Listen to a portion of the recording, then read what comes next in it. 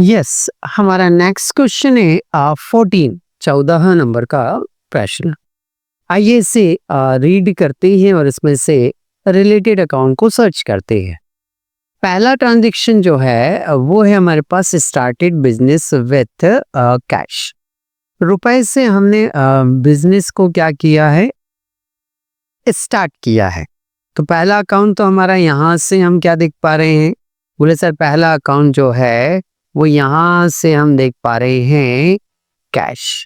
तो पहला account cash हो गया जो कि एसेट्स में आता है।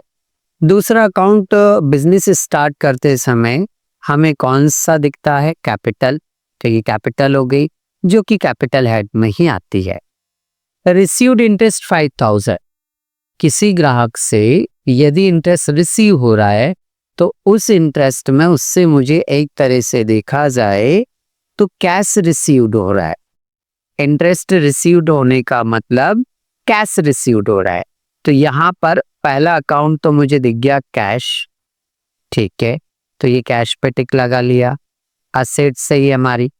अब इंटरेस्ट का रिसीव होना हमारे लिए जो होती है वो क्या होती है, इनकम। तो इंटरेस्ट जो है वो हमारे लिए क्या है, इनकम, ठीक है। एक्रूड कमीशन, एक्रूड कमीशन, ठीक है। तो देखो दोनों ही अकाउंट यहाँ है। पहला अकाउंट तो आपको यही दिख गया कि पहला अकाउंट हमारा कौन सा है, बोले सर कमीशन।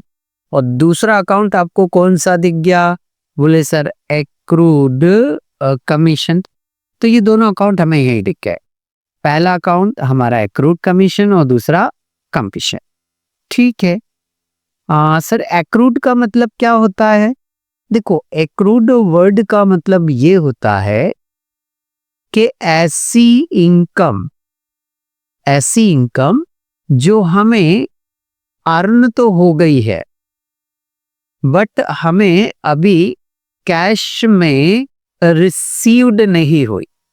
सर समझ नहीं आया, एक बार फिर से समझा दो। हाँ चल फिर से समझो। मान लीजिए आपने अपना कोई मकान किसी किराएदार को रहने के लिए दिया, ठीक है। किराएदार जो है वो दिसंबर महीने में इस मकान में रह लिया। दिसंबर महीने में इस मकान में क्या करा, उसने रह लिया। जब वो इस महीने में एक महीने पूरे वो व्यक्ति इस मकान में जब रह लिया किराएदार, तो बताओ ना इससे मिलने वाला जो रेंट है वो हमें अर्न हो गया या नहीं हुआ। हाँ सर, यदि वो इस कमरे में रह लिया इसका मतलब अर्न हो गया। मैं जैसे महीना कंप्लीट हुआ इसके पास गया, मैंने बोला ला भैया किराया दे, तो उसने बोला साहब अभी तनख्वाह नहीं मिली है, सैलरी नहीं मिली है, मैं आपको कुछ दिन बाद देता हूँ। तो बताओ क्या इससे मुझे कैश रिसीव्ड हुआ, नहीं हुआ ना। तो इसको कहते हैं हम एक्रूड इनकम, बराबर। तो एक्रूड इनकम जो होती है वो हमारी असेट्स होती है और इनकम तो होती है। एक्रूड कमीशन मेरी क्या होगी, असेट्स, और इनकम है ही, okay. Withdraw for personal use, ठीक है। जब बिजनेस का ऑनर दुकान में से, ये देख रहे हो ना किराने की दुकान, बिजनेस में से कुछ रुपए उसने इस तिजोरी में से कुछ रुपए निकाले और निकाल के कहाँ ले गया, उसके घर ले गया, ठीक है। तो जब ऑनर बिजनेस में से रुपए निकाल के घर ले जा रहा है ना, तो बताओ यहां से कैश इंक्रीज हो रहा है या डिक्रीज हो रहा है, बोले सर कैश तो क्या हो रहा है, डिक्रीज हो रहा है ना। दूसरी तरफ आप देखो तो इसने जो कैपिटल बिजनेस में लगाई थी उसी में से ये पैसे निकाल के ले जा रहे हैं। तो इसकी जो कैपिटल है बिजनेस में, इसने जो कैपिटल लगाई थी वो कैपिटल क्या हो जाएगी, कम। जैसे मान लो इसने 1 लाख रुपए लगाए थे, कितने लगाए थे, 1 लाख, और वो 2000 यहां से निकाल कर ले जा रहा है। तो इसका जो कैपिटल है तो वो कैपिटल क्या होगा, बोले सर वो 90-80 बचेगा ना, 2000 से इसकी कैपिटल क्या हो जाएगी, कम। तो ये कहलाता है ड्राइंग। जब कोई बिजनेसमैन अपने बिजनेस में से रुपया निकाल के घर ले जाता है तो ये क्या कहलाता है, ड्राइंग। और ड्राइंग जो होती है वो कैपिटल में इससे क्या करते हैं, इसको माइनस करते हैं। ड्राइंग को कैपिटल में से क्या करते हैं, माइनस करते हैं। तो कैपिटल में से इसको क्या कर देंगे, माइनस कर देंगे।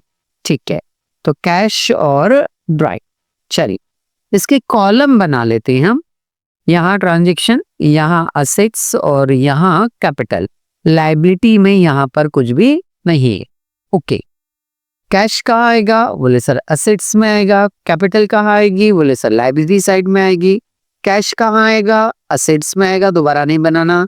इंटरेस्ट इनकम है, इंटरेस्ट क्या है, इनकम है। और इनकम का जो इफेक्ट है वो आप किस पे देते हैं, बोले सर इनकम का इफेक्ट कैपिटल पर देते हैं।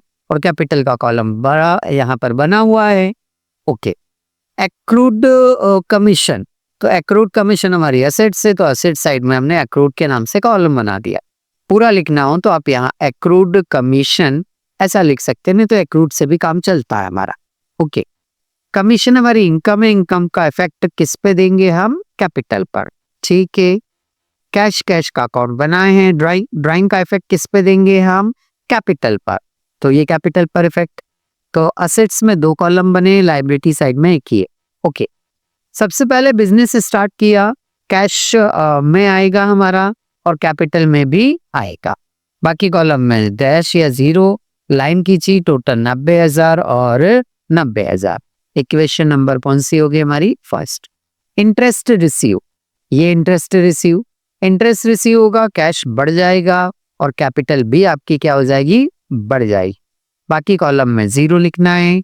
95 में 5 प्लस करना है, 95 आएगा। 90 में 5 प्लस करना है, 95 आएगा। ओके, इक्वेशन नंबर कौन सी हो गई हमारी, ये सेकंड हो गई। Third, accrued commission 3000। ये एक्रूड कमीशन 3000, इसका कैश से कोई रिलेशन नहीं है, तो देखो हमने यहाँ 0 लिख दिया।